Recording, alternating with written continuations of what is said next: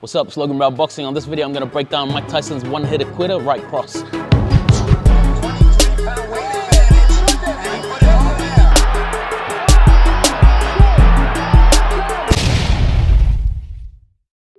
Now, the first thing you'll notice is that this is not the typical right cross that we get taught in boxing gyms today, but there are a lot of minute details in this technique that make it devastatingly powerful, but at the same time, defensively sound. So let's break this down. Now, typically, boxing coaches want you to keep a tight stance when you throw your right cross so that you don't create openings in your defense that your opponent can take advantage of. So they teach you not to draw back your arm to wind up for a power shot. But as you can see here, that's exactly what Mike Tyson does with his cross. So how does Tyson stop his opponents from taking advantage of this? The first thing is, he moves his head as he throws that punch. So even if his opponent does try to counter, it's very hard for them to hit that moving target. And the second thing is, when he throws this punch, he doesn't just move forward with it. He moves on an angle to his left, putting him to the side of the opponent, which makes it even harder for them to hit him.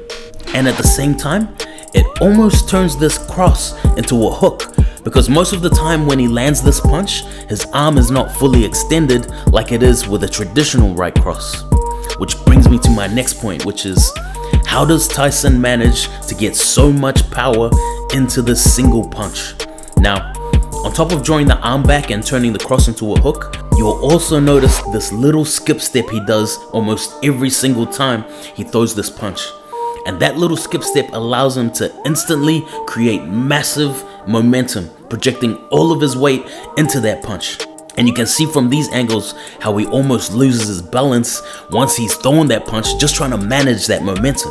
So you can see why this is so devastating with all that weight going into that punch. And that brings us to our last point.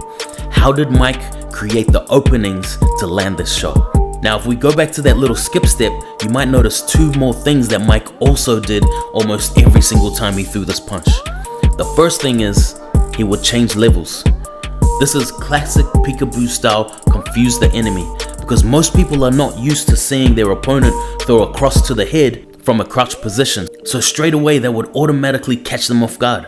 And the second thing is, Mike would throw out a little feint jab before he threw that cross.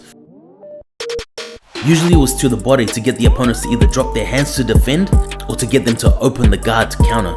And that's when, boom, one-hitter quitter. So as you can see, this isn't just a Hail Mary right hook. This is the sweet science of boxing at its finest. If you're new to this channel, jab that subscribe button below and turn on notifications, and I'll see you on the next one.